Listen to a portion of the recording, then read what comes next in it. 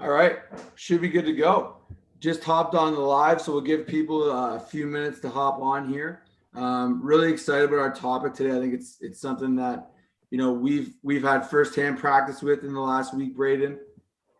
With us ultimately being back on the field and able to do what we've been looking forward to do, and that's playing real football for the first time in a while. So we're going to talk a little bit tonight about the process of getting ready for a season. So here in Canada, for our viewers watching in the States, this might be a little confusing, but we haven't actually played football up here, contact football, since the start of COVID. And many programs for the first time are getting back at it right now, including ours that me and Braden are both involved in. So Braden came up with this idea actually after one of our first practices about talking about how you can be ready for a season and preparing for practices and having the best process you can. And I know it's something, Braden, that we've talked a lot about because we've had a lot of time to get ready for what's coming up in terms of what's next for our program.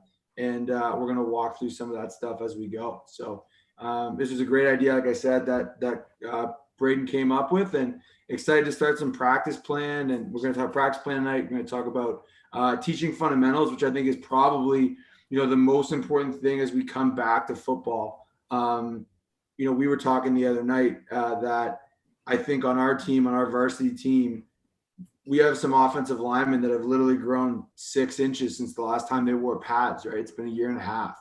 We've got some offensive tackles that, have maybe were in grade 9 the last time they really played football. So it's a huge area of improvement. And I think, teaching fundamentals, everyone knows it's important.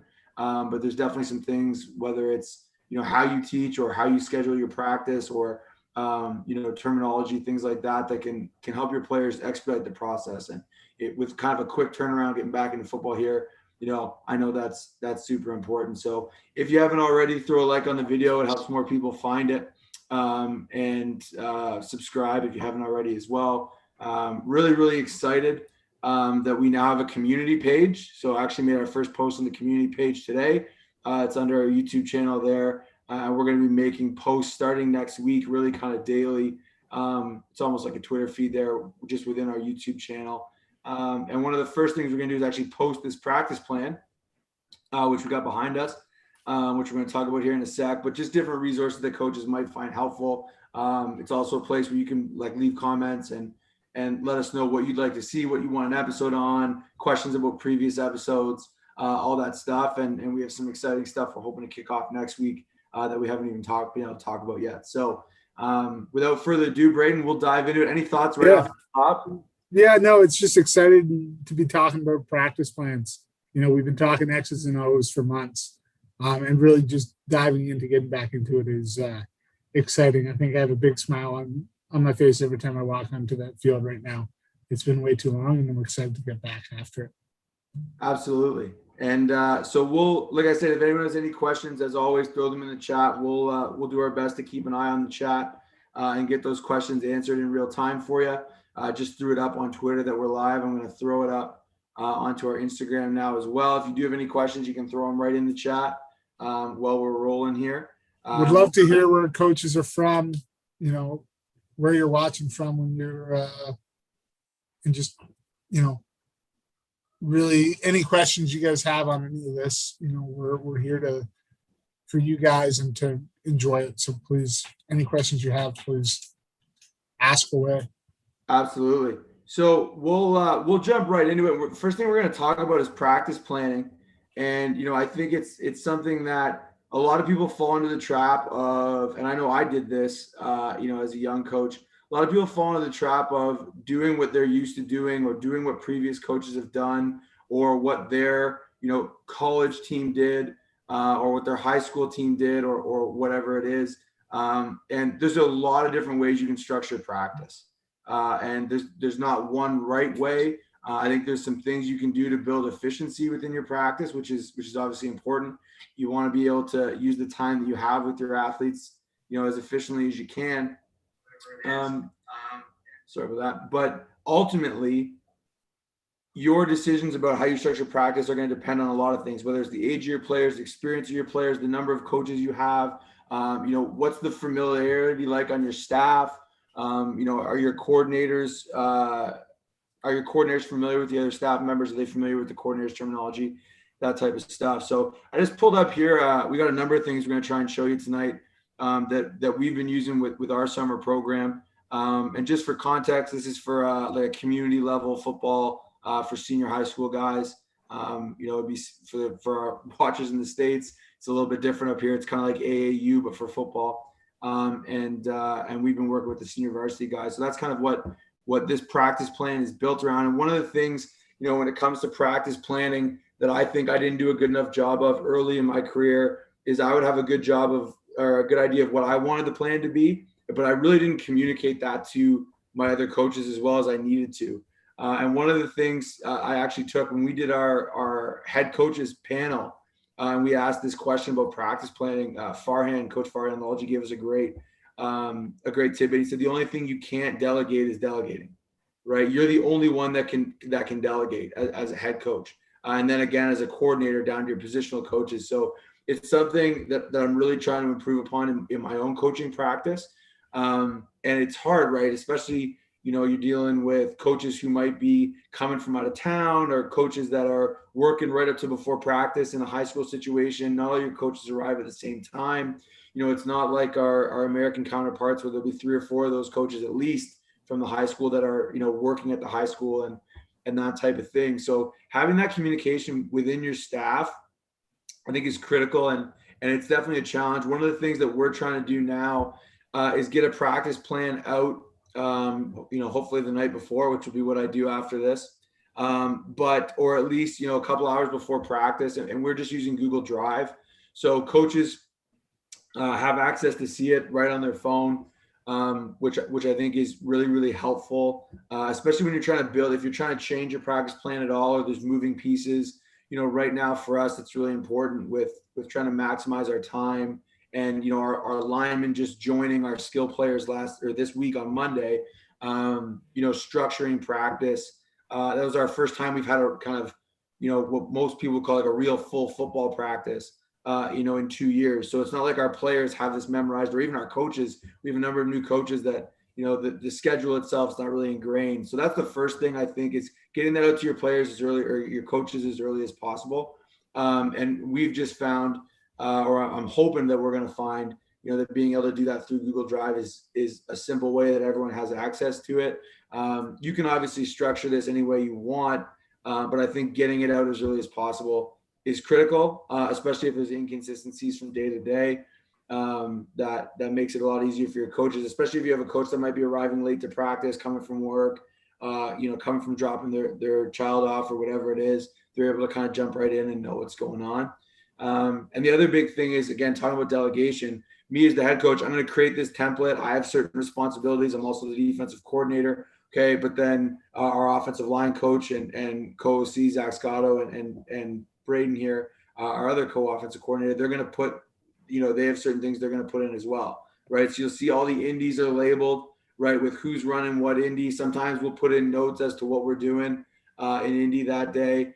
You'll see here our safe contact circuit, which I have in here. We have a section at the bottom for which safe contact drill coaches are going to do. And with some hyperlinks, to some videos on our huddle that, show the drill or show the skill, whatever it is that we're trying to work on. And I think that that's critical for cohesion on the staff, right? Having everybody know what's next, what are the expectations, where am I supposed to be on the field, and what are we working on during that period is pretty critical. So that's a tool. I think using Google Docs is a pretty simple way to do it. Obviously, depending if you use Huddle, you can make scripts on Huddle. There's a lot of different ways to do things like that. But I think having a digital practice plan, even if you print them out on the field, having your coaches be able to look at them before, because we know when we get to the field, Johnny needs a mouth guard, and there's 4 footballs missing from the ball bag. There's problems that come up, that get in the way of what you probably like to have, which would be like a pre-practice meeting. So that's why we've gone to Google Docs, and I think it's helpful. And again, you can have as much information in here as you want. We had some printed as well. So we're trying to keep it to one page, double-sided. The other thing you'll see on here, obviously, with the times of the periods and doing it by position group. This is a really easy way, again, for I think your positional coaches. Hey, okay, my DB coach rolls up to practice. Great. We got OD walk, warm up. Sorry about that there. Save contact. Okay, what am I doing in save contact? Scroll down, boom. That's my save contact drill. Okay, great. What am I doing in Indy? Okay, Indy number 1, up to the positional coach, whatever you want to work on. Indy number 2, okay, coach wants me to work lean post technique. All right, great. So you'll see here some of the indies are filled in with what we want them to do as a coordinator, and some of them are open. Again, it might be a phone call to the position coach and say, hey, what do you want to work on today? That type of thing. Everything's in there, and then also what are we going to install that day, right? What's going to be in? What do our players and coaches have to know? And I think that's important and something that I haven't done a good enough job with, because sometimes you can put it, you can give them a script. But if your coaches, it's kind of hard to look through the script and make sure you see everything, especially if you got, a longer script, or you're scripting inside run or skelly team, whatever. It's nice to have it all in one place. So, hey, if there's any terms in here that, my linebacker coach doesn't know, right, they can shoot me an email and say, hey, coach, what's our Buckeye pressure? Or when we play cover, I have these questions about cover 1, whatever it is. So I think that is another critical piece to it. And then on the back is where we just put our script. So, whatever the period is, our run fit period, this is our skelly period. Okay, we got the O calls and the D calls. And again, it's not one person having to do it, because it's Google Docs, it's collaborative, right? You could spread it around as much as you want. You might have a pass game coordinator and a run game coordinator. You might have, you might have your D-line coach script the inside run. There's lots of different ways you can change that stuff around. But I think having it be collaborative and having it be digital so coaches can access it, in an easier way on their phone, can be really helpful. Anything about this, Braden, you wanted to touch on before we start talking about, the order of periods and stuff like that? Yeah, no, like my big thing here, guys, is really just being able to, like you mentioned, delegate. Obviously, I'm lucky enough to be a co-offense coordinator with a great offensive line coach who can handle his own stuff in his own right and would be able to do this all on his own. But we have coaches that we haven't worked with before, or we're from former players that aren't used to going through the process together with us. So really just, being able to communicate, something I'm trying to do right now and going forward is really just sitting down with the offensive staff before practice and really going through this person to person, making sure we're communicating well, using the same verbiage is a big thing. Going through the install, if there's any questions, up here, like you mentioned, these guys that are coming from work or dropping off their kids, they might have not have had time to really go through the install.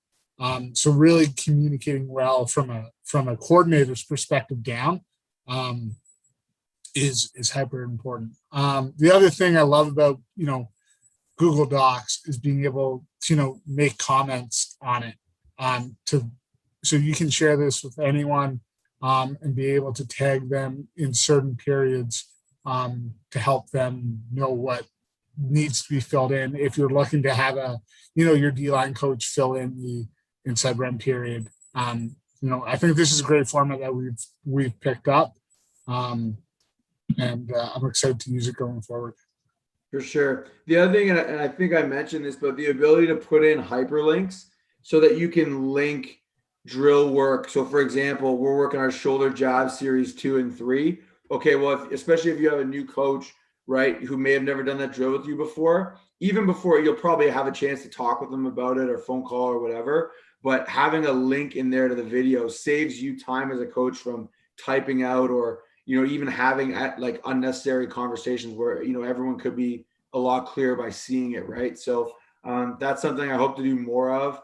And one of the other things I've seen, which isn't on here yet, is linking in, if you're working on it, like even in Indy, like if we're working on a technique, being able to link a video of that technique there as well, throughout the actual practice plan. So that's just a comment on practice plans in general. There's a million different formats. There's lots of good ways to do it. I think one of the key things though is be able to have it be collaborative. Something I did in the past, I would do all the practice planning myself, or me and one other coach. and it would lead to a lot of work, right? And then, that's my fault. I didn't do a good enough job delegating. So that's something that, we're trying to do more of going forward. Next thing we'll talk about, Braden, is just, scheduling practice. And again, there's no one right way to do this. And depending on, if you're coaching 5-year-olds or if you're coaching, pro football, there's obviously differences. One thing for me, and I think as a coordinator myself, it's super important, is just always making sure your indie falls in line with what you're installing, right? So there's obviously base football skills, and people talk about everyday drills, and I think everyday drills are good, but I usually use, as a position coach, I usually use everyday drills to almost warm my athletes up in a particular context. So say, for example, if we're working, if we're installing inside zone, right, I might work ball security drills, which would be like an everyday drill with an inside zone mesh. So it's a drill my athletes do every day. I have shorter, kind of buzzword coaching points. We might do that drill for 4, 5, 6 minutes at the start of an indie. Say I have a 15-minute indie period. But I really want my drills to represent, or at least be in the context of, whatever the scheme is that we're putting in that day. Now, obviously, especially by the time you get to the middle or end of your season, you have a lot of plays in, right? It's not like you're going to just practice running plays. That's not at all what I'm trying to say. But I think a lot of times you have your everyday drills, and sometimes, for example, I wouldn't do a good job in the past of, let's say it's communicating to a DB coach, right? And the DB coach has been working all day on this great man-to-man practice plan. So we're going to say it was Tuesday night's practice and we were getting beaten one-on-ones. So the DB coach says, hey, we're going to work this 15 minutes, of man drills in Indy. We're going to do this progression. And then me as the coordinators, not communicating. And then I'm, putting in 2 different zone coverages that day. So then we spend 15 minutes in walkthrough talking about zone, and then 15 minutes in Indy not practicing any of the techniques. And that's ultimately, as the coordinator, as the head coach, my job to try and communicate that down to the DB coach early enough that they can plan their drills to represent those things. So we like to walk through before practice. I think one mistake that I've made in the past too is always starting with warm up and then going to walkthrough, and your walkthrough is 15 minutes of walking, talking, slower pace, teaching, which is super necessary. But now all your athletes aren't warmed up anymore, right? And the other thing that'll start to happen is your athletes won't warm up with a purpose because they know they're going to stand around for 15 minutes. So we always kind of address the team and then do our OD walk first. The other thing is scripting your walkthroughs. I think can be really meaningful and important, just to make sure hitting on what you want to hit on, but also you're efficient with your time. So you're not laboring on one thing for 12 minutes and then rushing through something else for 5. Because I've done that tons. Yep. So that's a big part of it for us. And then one thing we've done before, which I got from Coach Falls at Laurier, which I really liked, is doing team at the start of practice. So we would do our walkthrough, we would warm up, and we'd run 10 to 12 plays, short, targeted, of competitive team periods. At the university level, that would be your 1s versus 1s, and you got to kind of earn reps in that period.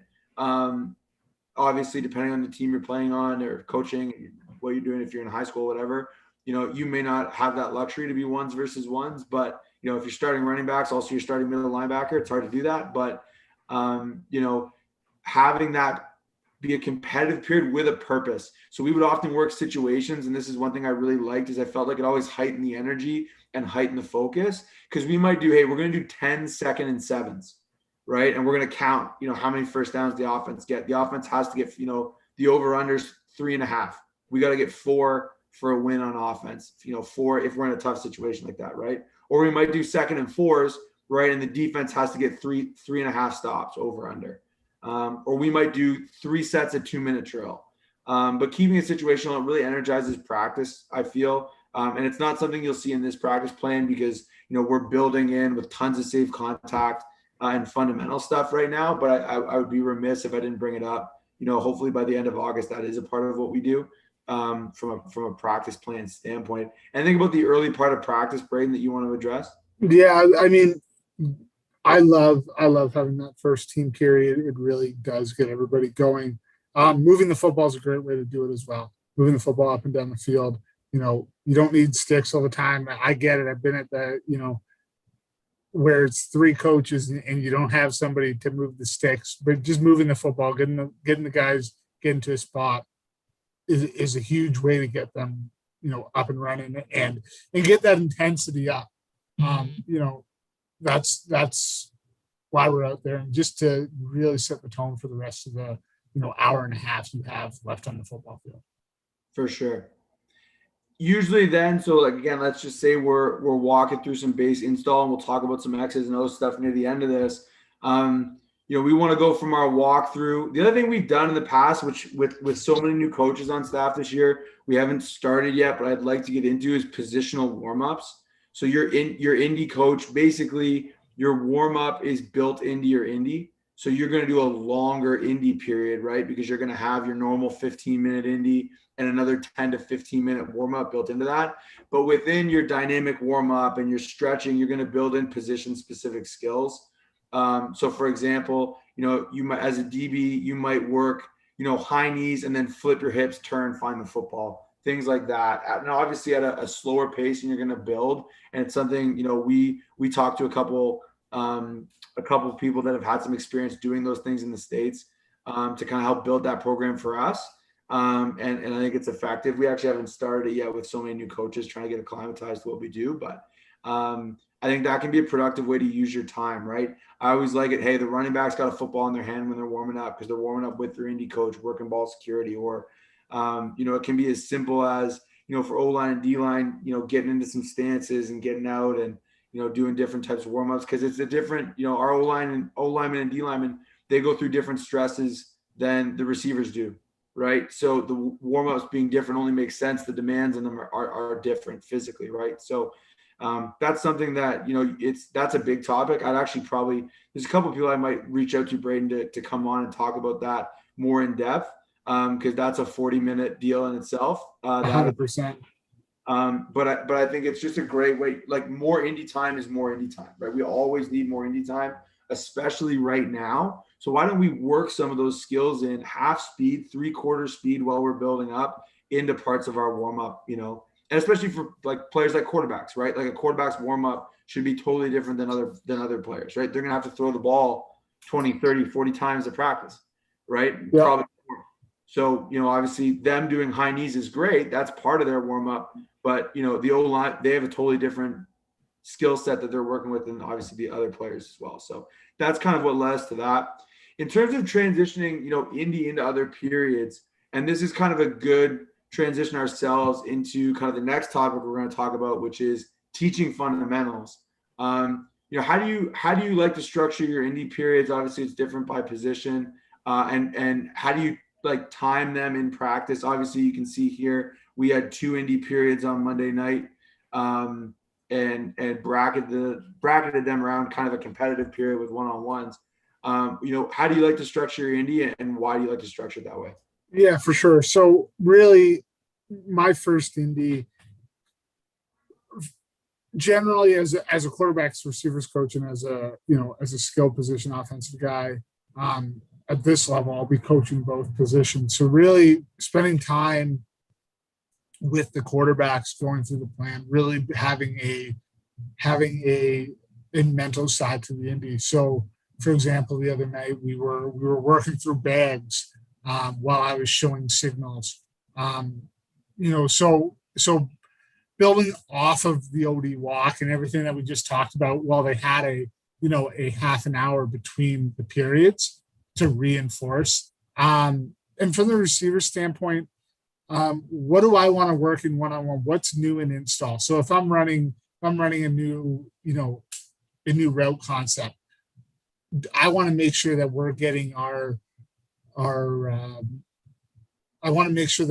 separation right. I want to make sure that we're lining up and our alignments right.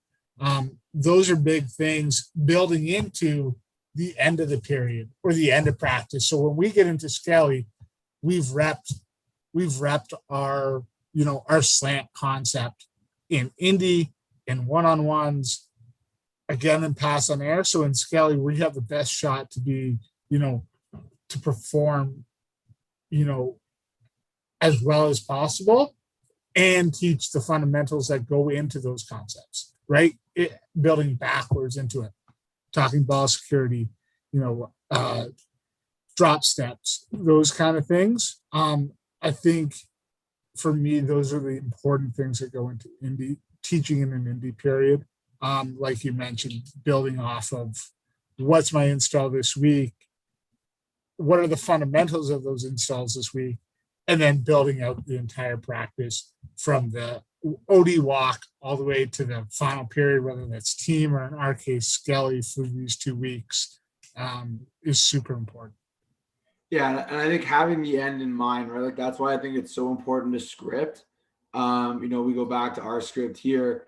I know based on my calls, right? Hey, I've got to play cover 4 and cover 1 today.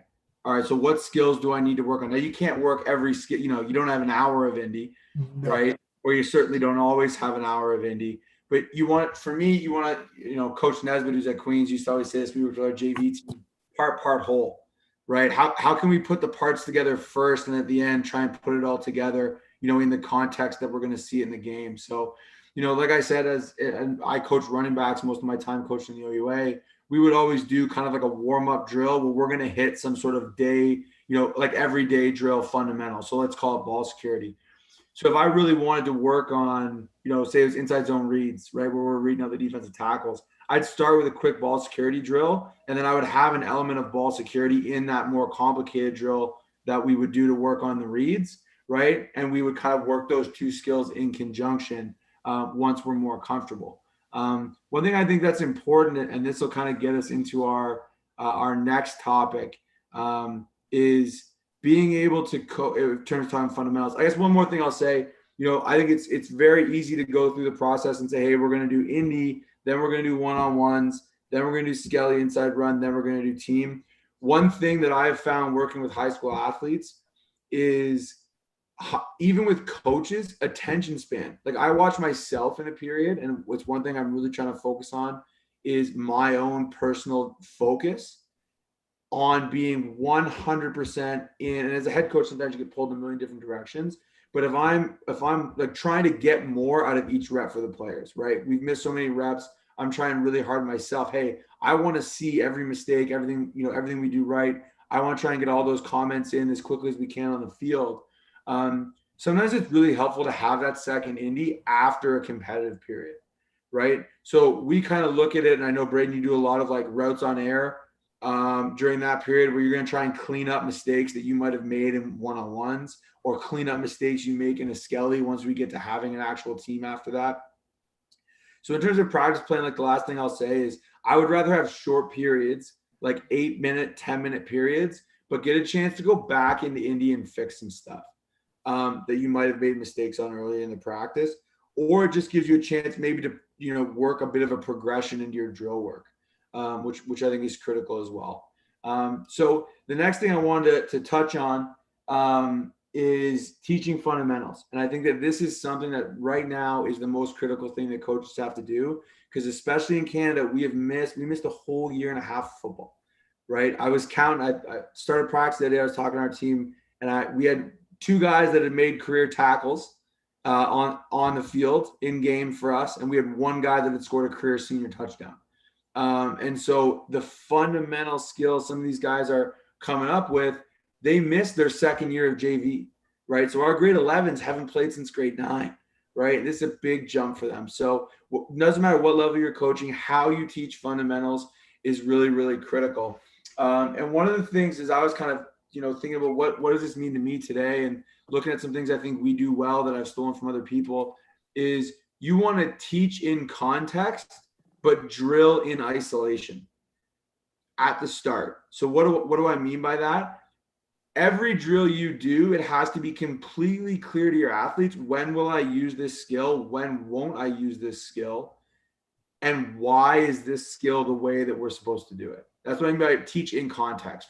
So whether that's block destruction, route running, quarterback mechanics, anything you do, if you're teaching out of context, meaning that, hey, we're going to do this drill. We call this drill the, elephant drill, and we're going to do it for this. And this is the skill we work on. Well, if you don't explain when to use that skill in a game, a lot of your players might not know, right? This happens, I think, all the time, like teaching coverages. Okay, well, when do I use this technique?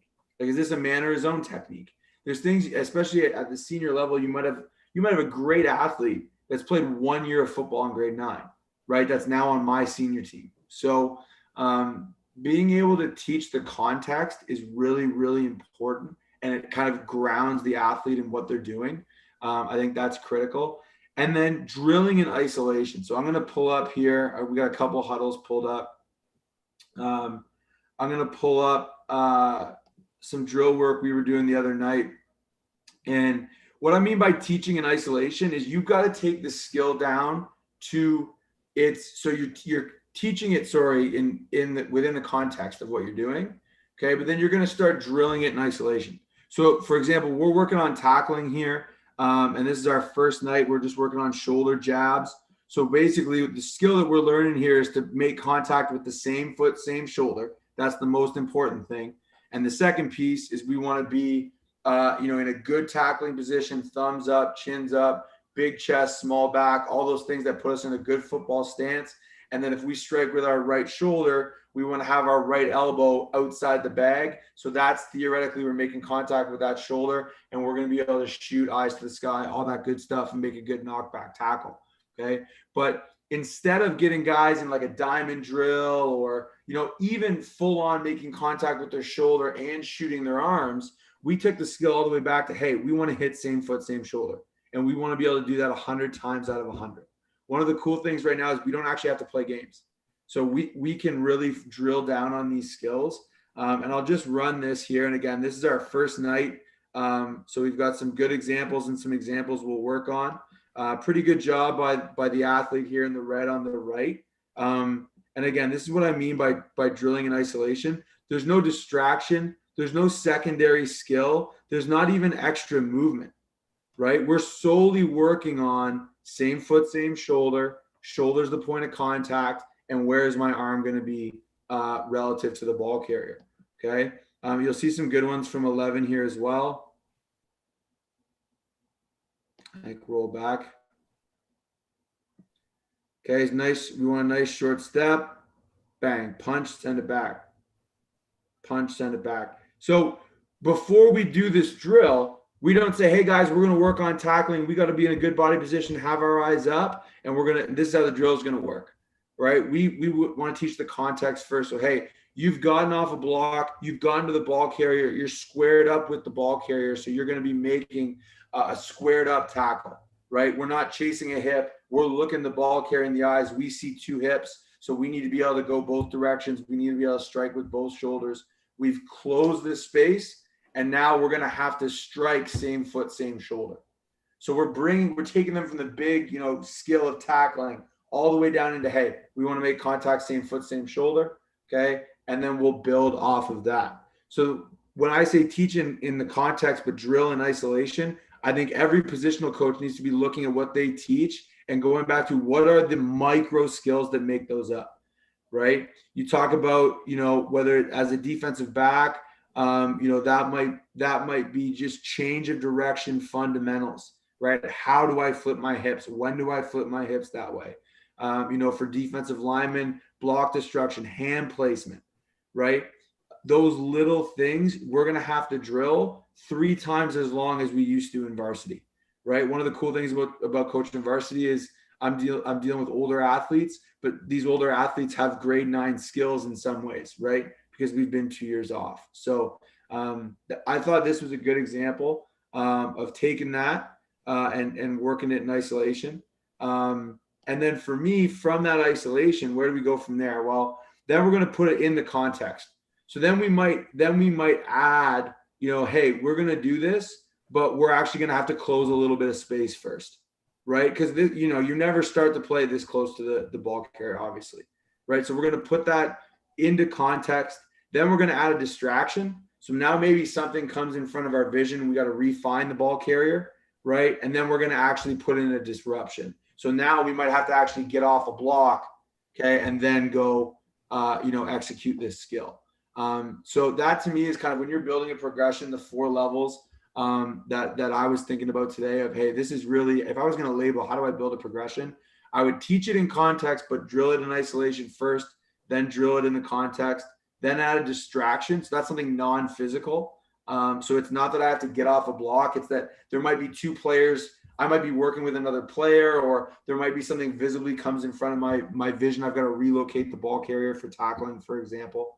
For receivers, it might be catching through hands, that type of thing. For quarterbacks, it might be throwing with an offensive line, that type of thing. And then the last piece would be something physical. So, for a quarterback standpoint, it might be I have to reset my feet and then make this throw.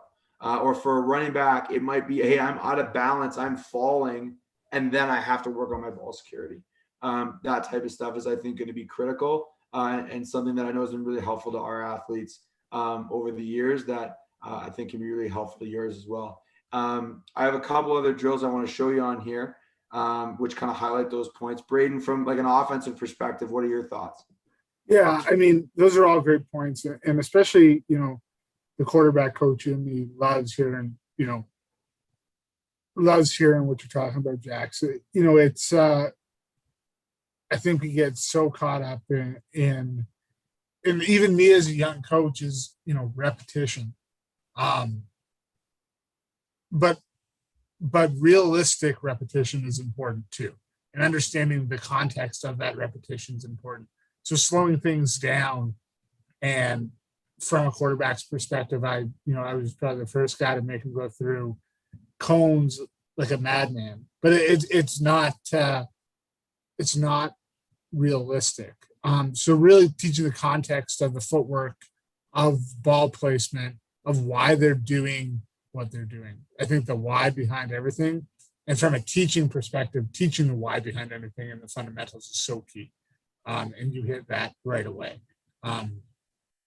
So those are my big things: is slow down on the repetition in terms of the speed, and really teach the context. We want to get as many reps as possible in our one-on-ones and in our skelly and in our team period. But in terms of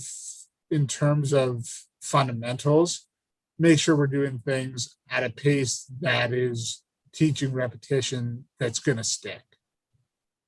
For sure. This is another good example here. Braden, do you mind checking the chat for me, see if you have any questions? We're good right now, Coach. My second screen's my phone, so I'm not necessarily seeing them right now. We're good.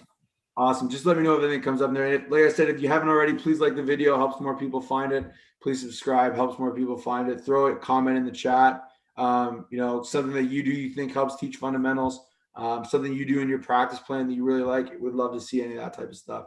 So here's a drill, and we actually were able to do a little bit of a progression on this last night, or Monday night, I should say. Last night. So we start with our base vice drill. So you'll see here just two players having to close the space and finish hip to hip. Now this isn't perfect, but that's kind of the basic part of the drill. This is what I mean by in isolation. We're working on this footwork of shimmying down and vicing the ball carrier, finishing with our inside foot high. Okay, and our inside shoulder should be strong. Got a little bit of bend here, right? We got to do a little better job coaching that, but I really like these shoulders here. Okay, so that's the body position we want to finish the drill in. So we do a bunch of reps. Okay, they're handling it pretty well. And then slowly we're going to actually get into some context, and you'll see the path of the ball carrier becomes different. So again, lots to work on there, lots to clean up. It's our first night.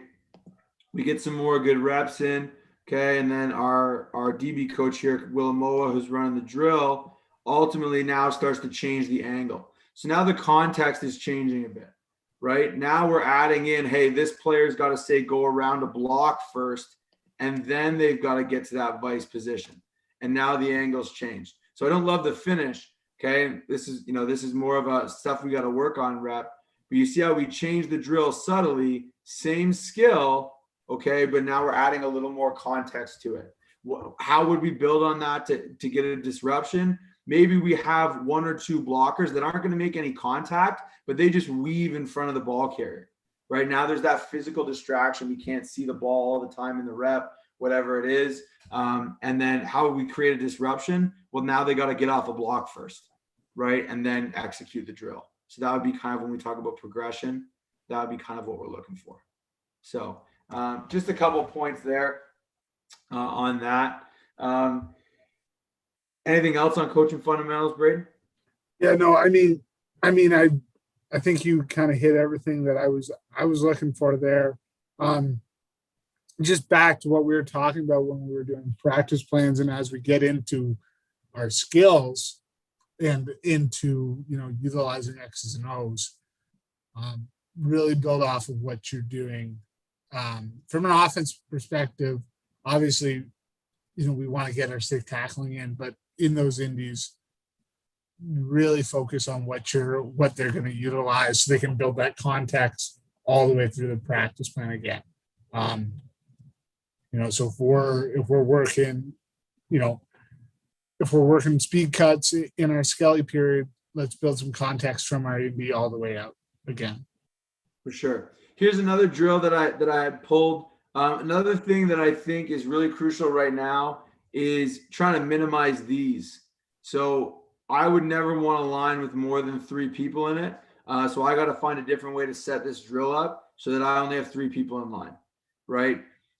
We want to get as many reps, like Braden said, as we can that are meaningful. So I don't want guys standing in line, missing an opportunity to get reps. So that's one thing I think in this clip I could do a better job. My rule for my indies, I try and keep them under 3. Now that's not always possible, right? Depending on how many players, coaches you have, it's not always possible, but it's something for us that I want to try and do is keep our lines under 3 guys, unless this whole drill subs out.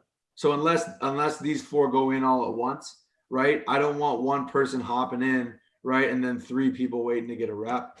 But in terms of the drill itself, okay, this is another example of kind of everything we've been talking about. So this is our linebacker low wall drill. So we were talking about playing cover 4. So this is an example. If you're our will linebacker, right, and you're trying to push underneath the first receiver, read the route of the first receiver, and then theoretically push to the second receiver, depending on the route the first receiver runs.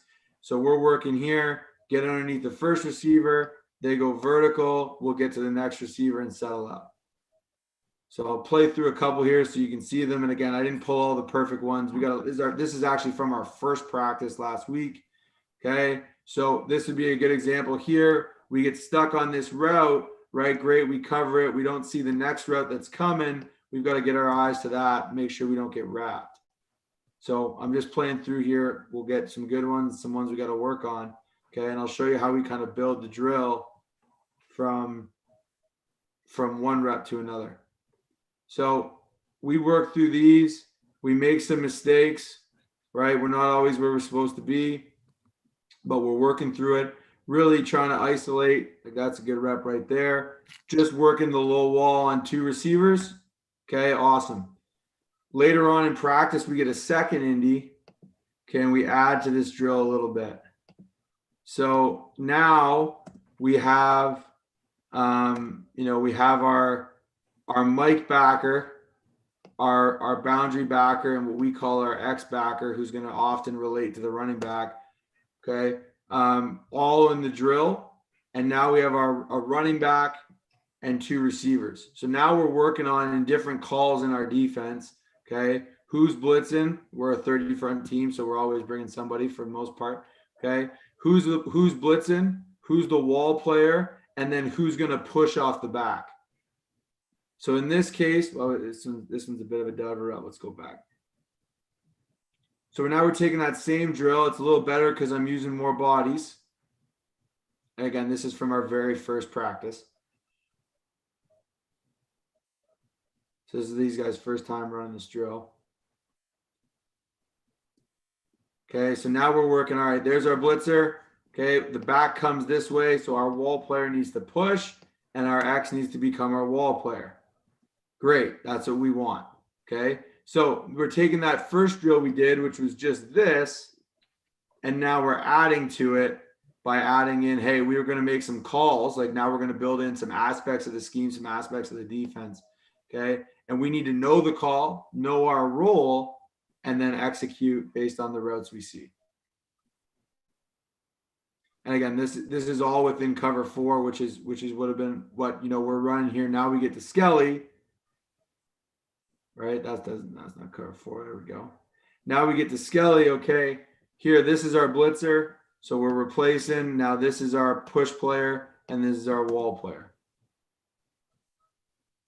Okay, and you see it play out here, right? The back release is this way. So now he has to push this way, and the wall has to come out. So that's that exact drill that I'm playing out in the game. So that's what we want to kind of build through practice. Simple isolation as much as we can, then add a little bit of context. And then obviously you're going to get to, as you get further into your season, into your practices, you're going to be able to do a little bit more, add some distraction and add some disruption. Let's go to winning X's and O's, Braden. And this is obviously a big topic. This isn't about, hey, these are the 3 plays that you should be running, and then you'll be coaching in the Grey Cup in 2 years. It's not necessarily that. It's more so how do you tie your playbook together so it's easier for your players to learn and execute? And I think it's something that I constantly have to remind myself is that just because something's interesting to me doesn't mean we should run it.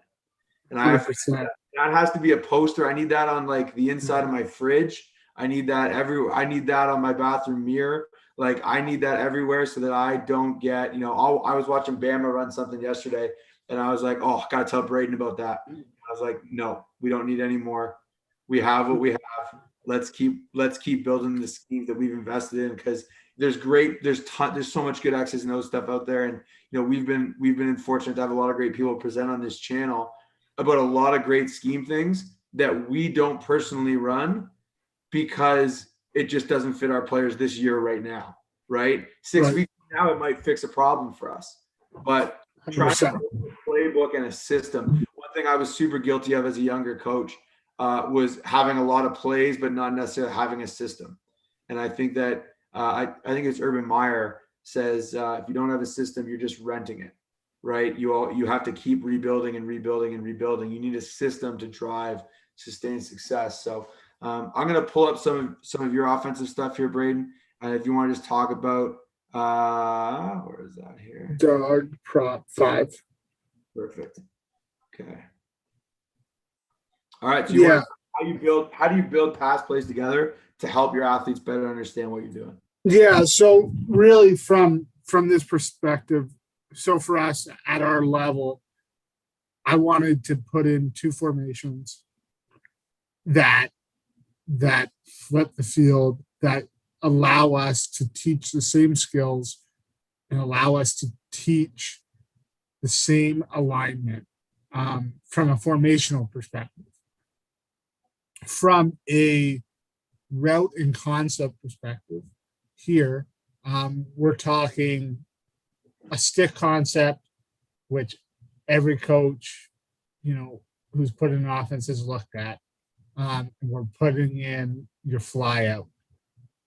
From a teaching perspective, and going back to teaching fundamentals and working that all the way through your practice, looking at the F and W receiver here, the route is the exact same. The alignment's a little different. They're going to be run a little bit different, but the ability to teach the eyes of that receiver and being able to run that out at 6 yards and being able to sit down against a low wall player is super important. And now we're not spending 5 minutes on teaching one concept in individual. We're spending 5 minutes teaching 2 concepts and building that out. And the same thing can go for the X and the Z in this picture, right? Really teaching a mandatory outside release go. The whole purpose of this is just to maximize what we're teaching, because we don't have the 3 hours in the classroom a week right now. We want to get these kids out on the field and running around as much as possible. They've missed so much of that, and I'm so happy for that. So let's spend as much time on the field teaching concepts and teaching skills that are important on the offensive side of the football, that from a coordinator's perspective, I can integrate to a lot of things and build out in Indy. So we're teaching skills that are able to span across the board. So that's something with this concept here. It's pretty easy to see across the board what we're doing. Yeah, and I think one of the cool things that we've really tried to do, and I'll show you an example of the defensive side in a second, is so use this. You talked about using the same terminology. So for example, here, right, dog is that double out go to the field, right? Prop is the go out concept in the boundary. Okay, we're able to say, hey, on these are two different plays, right? There's different progression for the quarterback. We have a third route over here, right?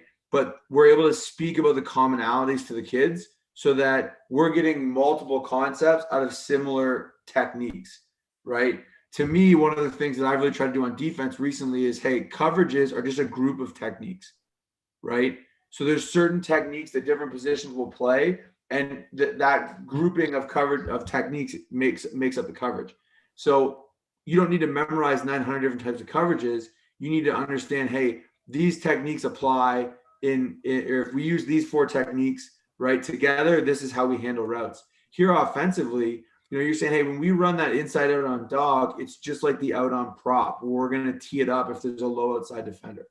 Okay. Well, great. Now you've gotten two plays, right, out of basically that same concept, right? Same thing with, like you said, the outside release go. So now when we build other plays into this, hey, we're going to run, dog over here, but we're going to run something else to the field. Now, again, it plays out, it plays out, it plays out. So this is one example, but you want to do that a lot of different ways. One of the other things that, I've seen people do, and we'll pull up in a sec, is just in your run game, right? Trying to, again, build things off each other. The other thing I'll say when we're on here, and you've done a good job with it for us, is have as much visual stuff as you can. Now, we're fortunate as a summer program with multiple teams, we're able to afford huddle. And, I'm very thankful for that. And I realized that, being the son of a high school coach, I realized that some high schools have it, some high schools don't. And that's okay. One thing that I would suggest if you're not able to have something to house your playbook is use Google Drive or use Google Classroom and Google Slides, things like that. Obviously sometimes, even if it's photos, right? Even if it's you holding up a picture, right? As much visual stuff as you can have is super meaningful. So, and things like Google Slides let you, like we have here, hey, we're going to put in, here's a clip of a team running what we're talking about. Right? Great. So as much visual stuff as you can have, again, whether it's huddle, awesome. If you're a high school, you should have access to Google Classroom. Use Google Classroom. Lots of good options there. You want to talk about run game now, Braden? Yeah, sure. All right. Yeah, so I got Indy here for you. Perfect. Yeah. So from a run game perspective, very similar from we'll leave the receivers out of it here for a moment, but from a quarterback's perspective and a tailback's perspective, really being able to teach and rep, like we go back to when we were talking Indy, getting meaningful reps and lots of reps at the same skill is super important. So being able to do a couple of different things with their inside zone, whether we're blocking the end, whether we're reading the end, whether we're RPOing the back, the linebacker, being able to get the same reps while not getting multiple reps of the same thing is so important from a terminology standpoint and a physical standpoint. That's super important run game wise for me, is really, working with an offensive line for the first time. These kids up in Ontario have had the chance to play 7-on-7. I was joking with the quarterbacks, and I think you and me were joking about it. We were wondering, when we get into 12-on-12, how many helmets are how many footballs are going to be going off the helmets. Yeah. So just getting those guys used to that, getting the center used to hearing a cadence from somebody else other than their coach, is so important. So really keeping it simple in the run game, but being multiple with it as well. Being able to do a lot of different things is my takeaway really for anything I'm doing offensively, is just building off of one thing, one key fundamental of your offense that you can get lots of reps at, and then being able to be multiple with it. For sure. And like you said here, simply there, I just changed our base inside zone where we were reading the end, right? Now all we do is we block back on the end, and we have a different term for that, right? And then we'll read the will, right? And now if the will plays run, well, we'll throw the hook behind it, right? Whereas before, if the we were reading the defensive end and going out to block the will. Not legendary stuff, nothing crazy, No. right? But again, we're trying to take if we're going to work zone doubles, like I don't think right now is the time to have 32 different run schemes. I think now is the time to decide how you want to teach, the basic things you want done in your program. And then for us, we kind of made the decision, hey, we're going to run a lot of zone stuff. There's a million things you can do, which we haven't gotten to yet. 3 practices in and really 1 practice with our offensive line with the other players, right? You can get into, like we've talked about in some other videos, running like a slice where now you can, pull it and throw it to this guy in the flat with the quarterback. There's a million different things you can do off the zone run game. But again, structuring your playbook so you're always building on something from before. So, hey, if we're going to call, our inside zone indie, right? We might have another I name for our inside zone RPO, right? We might have, we've done like NHL teams, we've done all sorts of stuff, but building something so that your players are able to say, hey, when I hear this type of term, I know it's this type of scheme. And then we have different variations of that within our playbook. And I think that's critical offensively, especially right now. Again, you want as much time as you have to work on scheme. You want to try and have as many reps as you can to work on that stuff. One thing that I wanted to show that similar idea on defense is how we're teaching our fronts. So this is an example. This is giving away good stuff for free, Brado, but that's okay. So this is an example of something I put together for our defensive line. Okay, where we're talking about our defensive fronts. I don't know why this is running by me. I might have to just show it like that. So first thing, key terms, right? And again, you can't guarantee that every athlete's going to sit there and read it, right? But if you put it out there and then you use these terms throughout the thing, they're going to be able to reference back to it, right? So assuming they know nothing, hey, what's a 1 technique? What's a 4-eye? What does it mean to play? These are kind of key terms for us: leg, heavy, and cop. What do those things mean for a defensive lineman? And then we get into our fronts. I think showing with pictures is even better than showing with the X's and O's. The X's and O's are great, right? But showing with pictures is so important. I think it adds that level of context. And obviously, sometimes it's hard. You don't have access to film, but even if it's film from you from previous years, right? I think that's super important. And one thing we try and do is we try and use either word association or letters to signify something. So all of our fronts that start with a B, our D line is going to get pushed into the boundary. Okay, so for example, our bench front means we have a heavy 5 in the boundary. Okay, our field front means we have a heavy 5 to the field. Okay, so and I just use Canva, like you can see here, nothing fancy. I use Canva Pro, but it's been great to make resources like this for our players. So for example, we have some special fronts, which we haven't even gotten into yet. Okay, but all of our 5 down looks, so we're walking our linebackers up and doing a lot of the popular stuff now with forcing the offensive line to go big on big protection. Those are all our NBA fronts. Why? Because you got 5 basketball players on a court at once, right? So we're going to try and work matchups just like they do in the NBA. We're going to get 5 guys up. Okay, we're going to play 5-on-5. Basketball is 5-on-5. Okay, so that's what we call our NBA fronts. So then within that, okay, Clippers, we're going to walk down in the C gap. Okay, here's a picture of us doing it 2 years ago. Now, I wasn't smart enough to call it Clippers at the time, but that's what we're doing now, right? So again, our NBA fronts are pre-snap alignments. We can still call all our base pressures. All NBA fronts have 5 defensive players in the line of scrimmage. I'm linking things together. And then Clippers, okay, our field and our boundary backer in the C gap. Okay, Suns, we're walking up our 2 strong side defense linebackers. Okay, drawn up, picture from the game what I want it to look like. Okay, opposite Bulls, we're going to walk up our 2 boundary backers. Okay, and you can kind of get the gist from there. So I think it's really important to have that word association, have it be meaningful. Sometimes the players come up with great stuff too. That's easier to remember. Same thing with signals. I often get the players to create the signals. And so it really, I think, allows your players to have some ownership, but it also gives them kind of an anchoring point into what you're talking about. So, again, it's not about, there's a million different ways to play good football. The last time, the reigning OPFL champions are the Essex Ravens, and they played, cover three hold the whole, most games. And, they did a great job and were super hard to play against good players, and they played it well, right? There's a million different ways to play football, whether it's, traditional stuff or newer age stuff.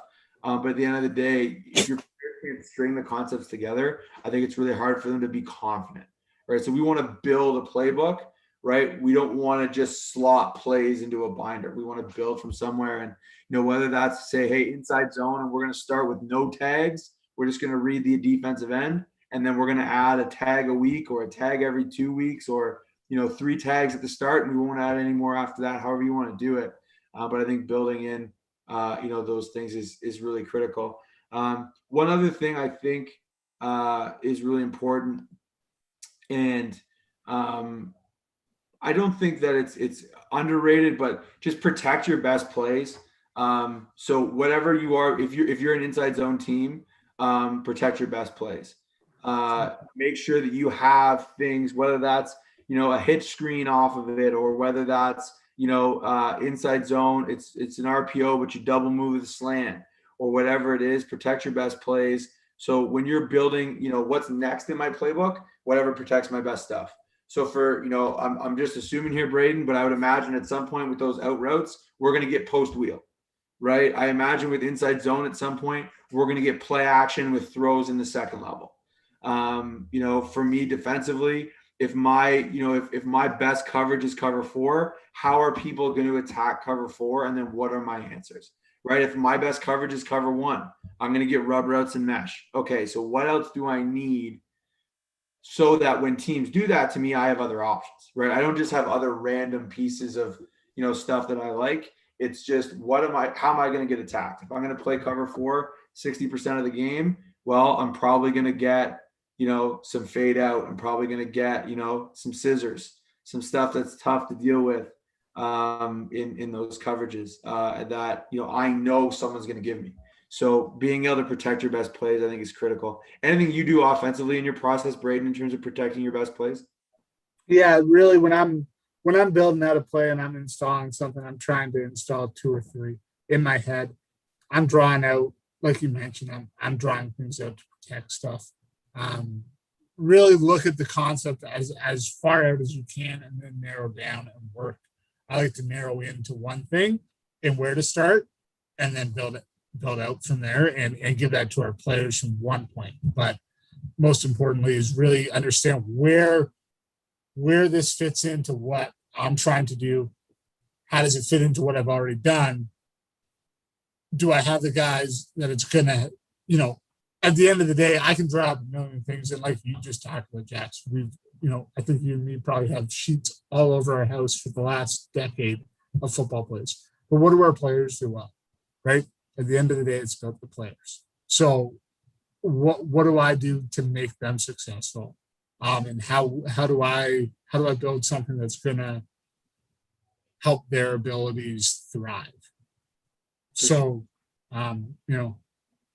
I'd love to be able to throw, a corner route to the field, but rolling right. But I don't have Patrick Mahomes with me, so it's all about what the players can do. For sure. And do we have any questions in the chat there, Braden? Again, I don't have anything coming up on my screen here. No, I think we're good.